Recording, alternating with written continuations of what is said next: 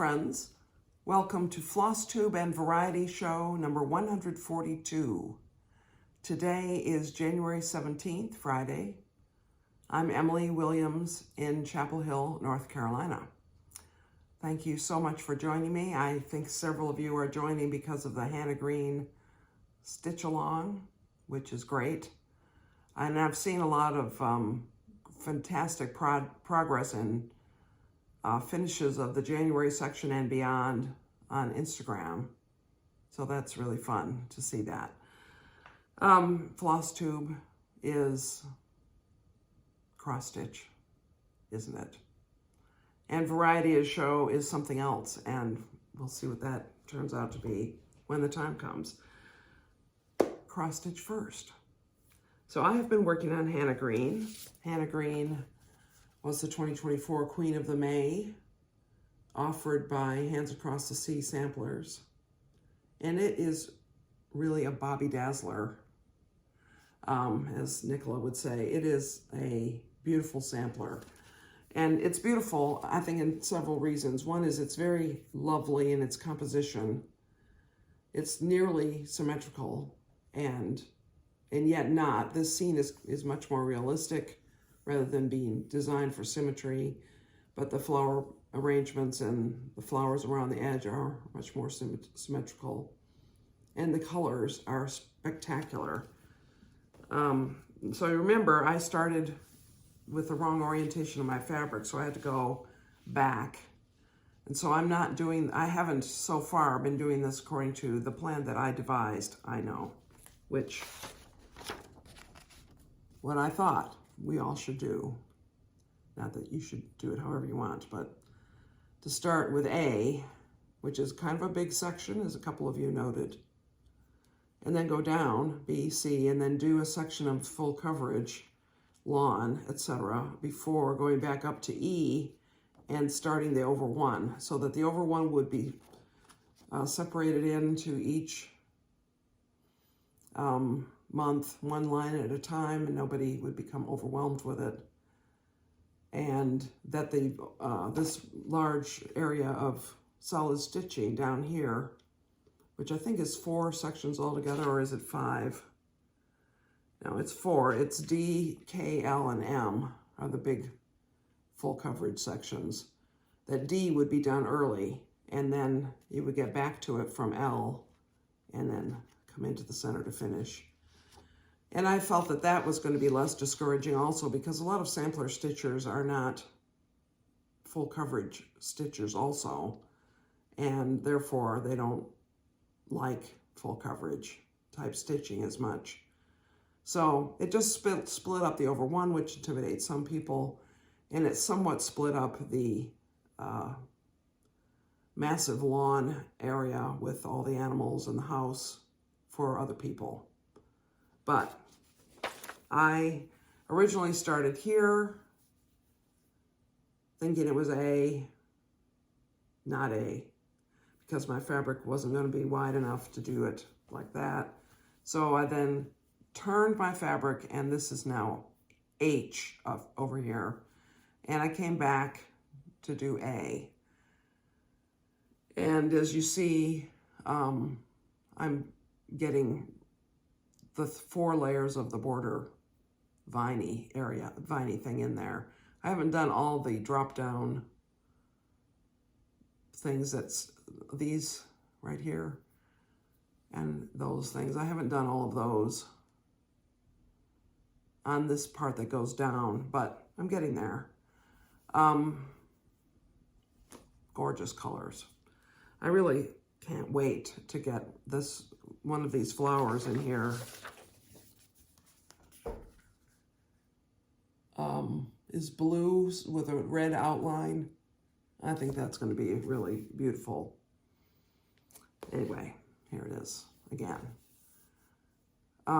So the A section is over here, and I do think I will be able to finish that by the end of January, even doing some other stitching, and even with a trip next weekend, which I'll tell you about in a minute.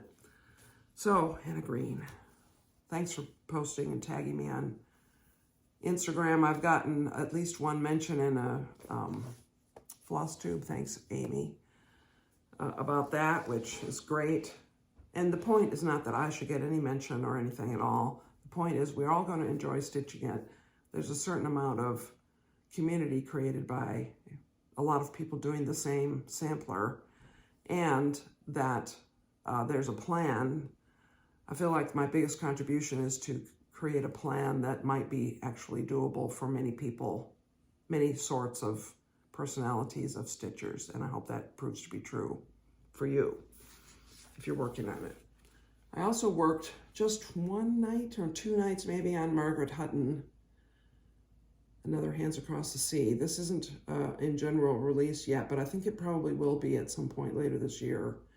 It was an exclusive release to the Queen City Sampler Guild for our spring retreat last weekend. No, last weekend. Wow. Last May is what I meant to say.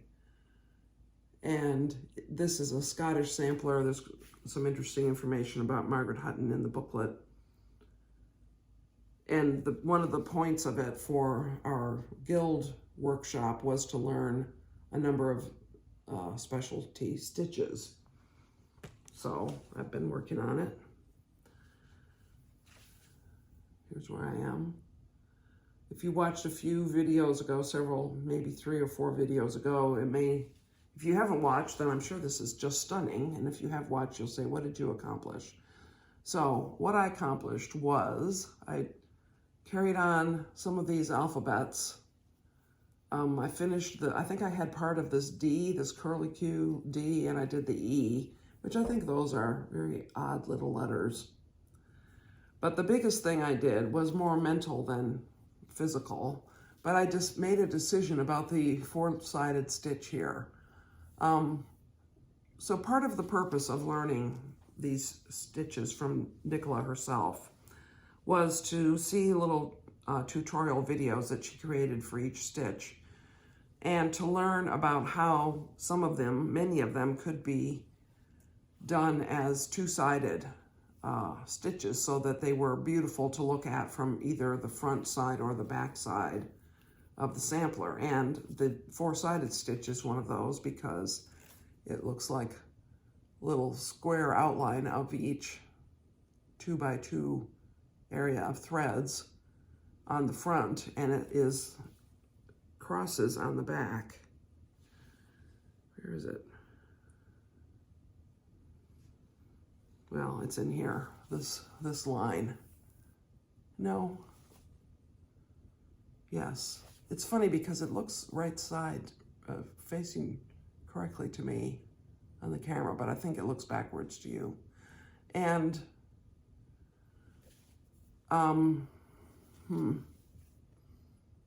yeah, that's right. And what I decided was I am glad to have learned that it's possible to do the 4-sided stitch in a beautiful and tidy way such that it would be attractive to look at from either front or back.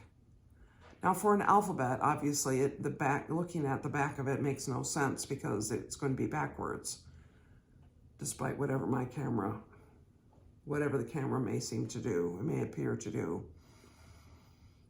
But the 4-sided stitch itself has that capacity, as do the eyelet stitch can be. In fact, the eyelet should look very similar, if not the same, forwards and from the front and the back.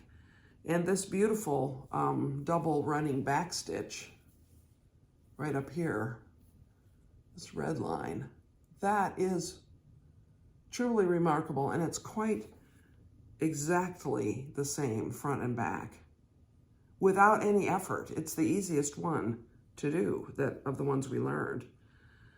But I realized that is not my goal as a reproducer of antique samplers. It is not my goal to make something that I could frame with 2 pieces of glass so you could see the back of it. I am not that. It takes a sort of a perfectionist mindset to do that. And so therefore, I decided to give up the paralysis of needing to go back and watch the video multiple times and see how not only do you make each individual box correctly, but also how you go from one box to another and how you do that so that it's all gorgeous.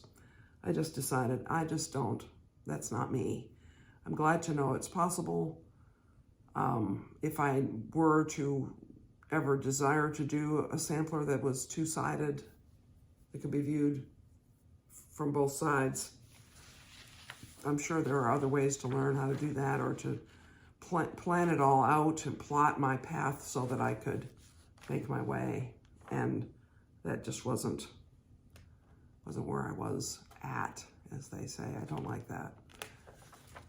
That was not where my thinking was leading me, I decided. And so I decided to give up making it super tidy on the back and just make it very nice on the front. So that's where I'm going.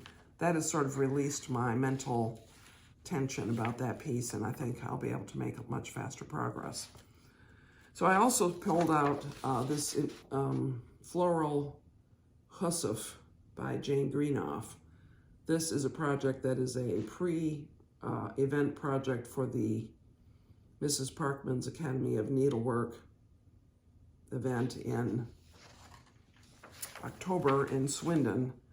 And this is an interesting piece because we have this great big long piece of linen and we stitch the whole thing like this, and then we fold it, pleat it and accordion it and so forth up and down in order to make I didn't pull out the sheet that shows, and I'm sorry, this is printed before we got new toner, but where some of the panels are stitched so that the front is on the back of the fabric, but then when you fold it a certain way, that becomes the front and you can see it.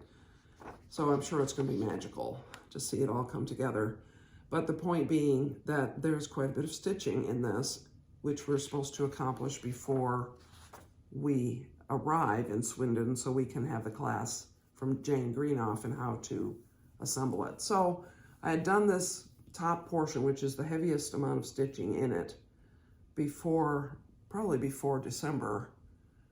And I was starting to backstitch it, and I, got distracted and set it aside. So that is the top portion. And then the sections are divided from each other with a four-sided stitch, which is pulled a bit to make little holes, to make a sort of a lacy effect. Now, I don't know if I pulled mine enough, but I did it the way I decided to. And I mentioned the last time I showed this, that as I started to do the back stitching in it, I realized that I had made a number. Well, I realized then I had made some counting errors in this floral area at the top. Not every single thing, even of the cross stitches, is in there yet. There's at least a couple of more insects that go in some of these little spaces. But as I was doing the back stitching, I realized I made a lot of errors. I don't know what is wrong with me.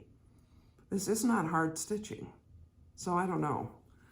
I don't know what the deal was, but I'm going to make it look nice. It will still be lovely. It will still be very similar to the actual model.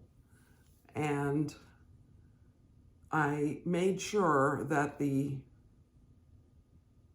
this border down here at the bottom would represent the correct height up below the topmost stitch at the top. And what I discovered is the number of stitches high that this is supposed to be from the top stitch to the bottom stitch of this design area is one less in the way I have stitched it than the pattern shows. So I just moved this down.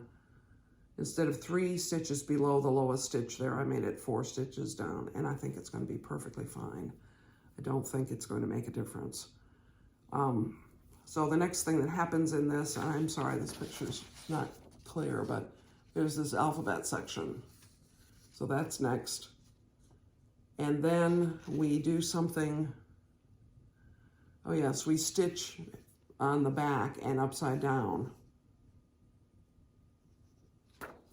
That's next. So I'm ready to finish back stitching at the top and to start the alphabet, which I probably will do at the same time because backstitching is so 1990s and alphabets are so sampler. Now this not interestingly, that isn't the word. This is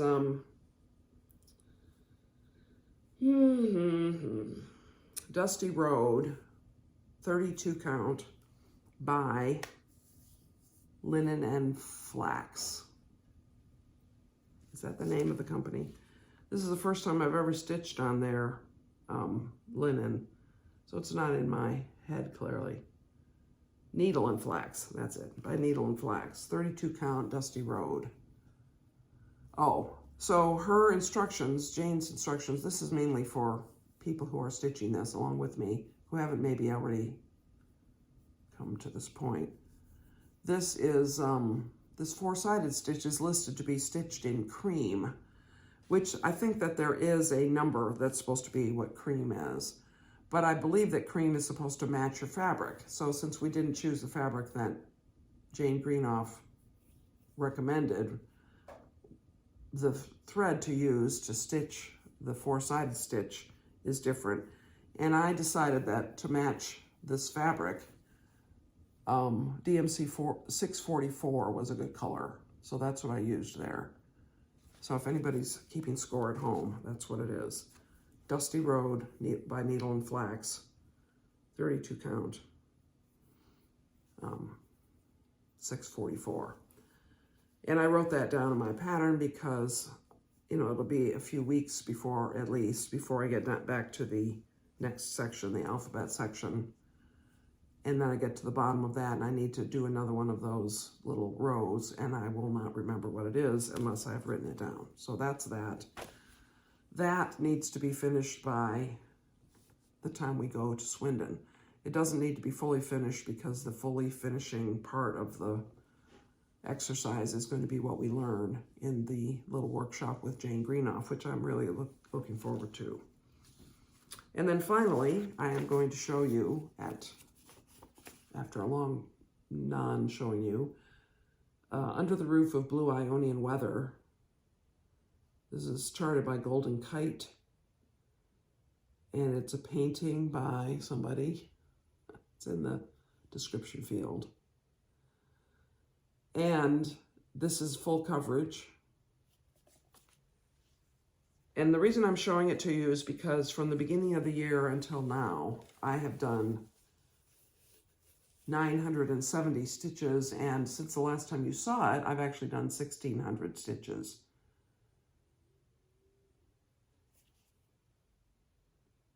So there's the whole thing. Now, where have I put in 1,600 stitches, you may ask? Well, I don't really know 100%. You know, obviously, it was complete. This first half of it was complete. So where the vertical, you see I have gridded it with fishing line. And here's where the vertical fishing line, the first line of vertical comes. From that point over to the end of the sampler, over to this side, there are a lot of stitches missing, including this whole section there.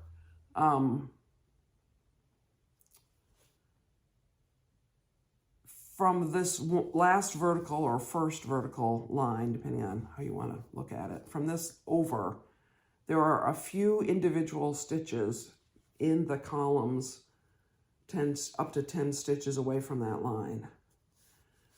But they can be counted to from the vertical line that's there. So I had to leave that one in order to be able to firmly get the right stitch in the right color over from it. But I wanted to get the gridding out as much as, you know, as I go along, I take it out.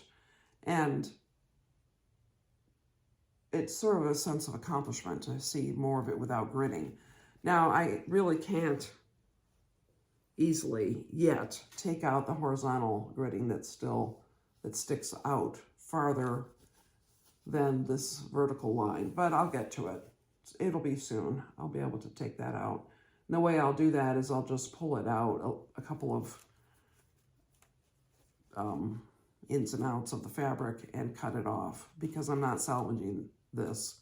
when I want to do another piece that requires gridding, I'll just get a fresh batch of this red fishing line. This is 4-pound test. It's marketed to cross-stitchers for this purpose. I think if I undertake another full coverage piece, I will try it on pre-gridded fabric. I think that 18 count Aida, you can get it pre-gridded. Now, so I was working down in this area, which is the shadow, sort of the last step of the marble here, and there's a little shadow and stained area in there. So I did a lot of work there, and I came back up to do some in this archway. But still to come are those people that are standing at the marble table. And there's a lot of confetti in that area. And also up here, the end of this marble archway, there's more rose bushes like there are here. There's more rose bushes back here. So that's kind of a mess. I say a mess. It just meaning that it's going to be slower going to stitch. I have 19,600 stitches to go to finish this.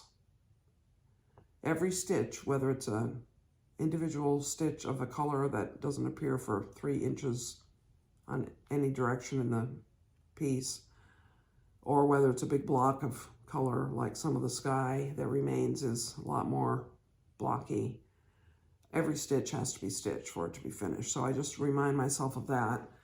Some days I can do 100 stitches easily, and some days it takes forever, it seems, to do 30 stitches because I have to change threads every 5 or 6 stitches.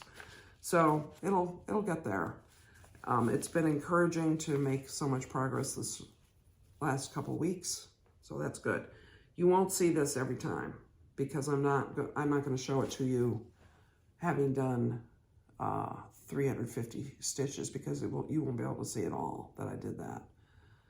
I'll probably show you around every 1,000 stitches because even though you might not be able to really see that, that's something. I feel like that is an accomplishment toward my goal of finishing it. I'll say soon. I'll say maybe in 2025. So what else did I work on? Nothing, because I went back to work, as I mentioned in my last video. I am helping out at my church on a contract situation with the facilities department, and I am the interim facilities director, manager, interim facilities manager. And so far, I will say that it's tiring to work, to try to be undistracted, because in the last 4 years, I've become less disciplined about how I spend my mental energy in any given time slot. It's been great to be back with people that I worked with before. I feel as if I'm very much welcomed. People are happy to see me. That's good. There's some new people on staff whom I don't know very well, and that's going to be fun to get to know them over the next few months. And my job is facilities primarily. That is where I'm mostly focusing. That's what I mostly volunteered to do. Well, I volunteered to be paid to do it. There's also some business office projects that I might get involved in. And if by chance we hire a facilities manager sooner rather than later, then maybe I'll shift over to the business office and still be working.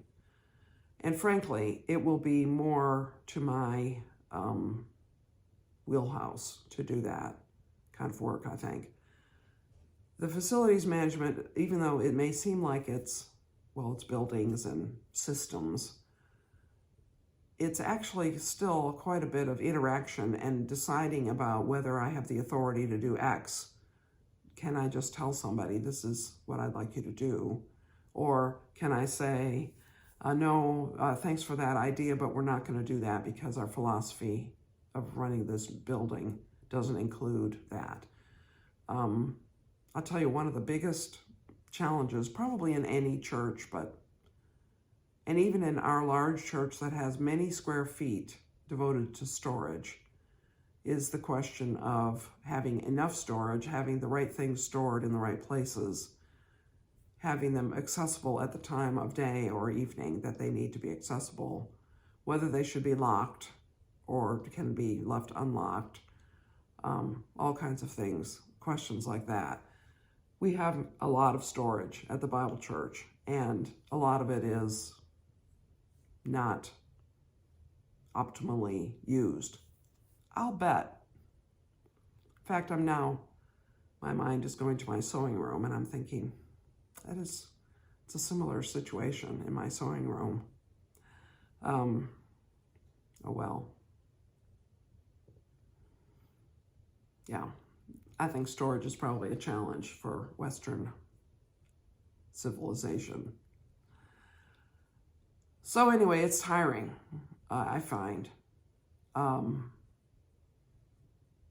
But I think I'll probably hit my stride. Even today, I felt like I was beginning to sort of remember the way to manage time and projects and things like that I haven't really had to give a lot of detailed thought to in the past 4 years. So it's good. It'll be good. It is good. And I think it will continue to be good. But what that means is I haven't done as much cross-stitching. I haven't been in the sewing room. And we have watched football because it's that season. So that's what's been going on. So this is kind of a short video, I'm noticing. So you will have more chance to get onto your next video of preference. Thanks for tuning in. Thank you for participating in the Hannah Green Stitch Along, if that's if that's how you came across me. By the way, somebody asked, did we get any snow? Yes, we got about 1.5 inches of snow, which started with sleet, and in the middle of the night there was a very small amount of freezing rain. It was very glistening the next morning. In the shady, so we've had temperatures pretty cold this week. I would say today might be the warmest day, and I think it got up to 51 Fahrenheit. So that's 10 degrees Celsius. But most of the days have been 40-ish, highs of 40. It's been sunny all week, but in the shady areas, if it's only 40 or in the 40s, there's not much melting that happens. And so we actually still have snow, little bits of snow tucked under bushes and in shady sections of roads even. I'm pretty sure school has been back this week though. I haven't paid attention. That's interesting. Well, the reason I think it's been back is because the events at the church that happened during the daytime have happened. And our church operations, in terms of building use, is tied to the Chapel Hill Carborough City Schools, rather than us making an independent decision. So that's how we've done it for decades. And since I have noticed things happening at the church building, I assume that school is in session. So that's good. And that just means that the rural roads are also safe enough for buses to drive on. So I guess that is all. Next week, I will not be making a video. I'll be visiting my aunt, which I will tell you more about that visit when I get back. So 2 weeks from today, I will make a video, pretty sure. I don't think there's a reason not to. And in that video, I will tell you about my trip, and I will tell you, I will have selected a Blackbird project for the first weekend of each month. Blackbird Weekend Stitch Along, BBD Weekend Sal is the hashtag. And Also, I will probably select a Christmas piece to be stitching on for Nativity Sale weekend, which is the third weekend of every month. The idea being that if we stitch on a Christmas themed piece one weekend a month, we'll get it maybe more than one done in the course of a year and not be doing Christmas stitching only in December, when we might be under the gun if we're doing a gift for someone. So that's the thought about that. A few of you participate in that. It's great fun to see what you choose to work on. So this coming weekend would be the third weekend, this weekend that we're about to start, but I'm not going to start a Christmas piece. I haven't given it enough thought, but for February, I definitely will. So that is all I have to talk about today. I hope you are having a good January, good stitching, anything else you're doing, football watching. I hope your team is still in it, especially if it's the Bills or the Lions. And I'll look forward to seeing you again. You'll see me again, I should say, in 2 weeks. Oh, I wanted to say one more thing. This last weekend was the first round of the Sudoku Grand Prix for 2025. And my friend Mark Goodliff, who is one of the presenters on Cracking the Cryptic, did very well. One of his best showings ever for 1 month, for one round. My son Scott did very well. It might be his best showing for one round, and that was great. And I did very well. It might be my best showing for one round, or it's close. It's within 10 points, I think. So it was a really good weekend. A good time was had by all in the Sudoku Grand Prix. It is not too late to join it. It is too late for round 1, but there are 8 rounds in all.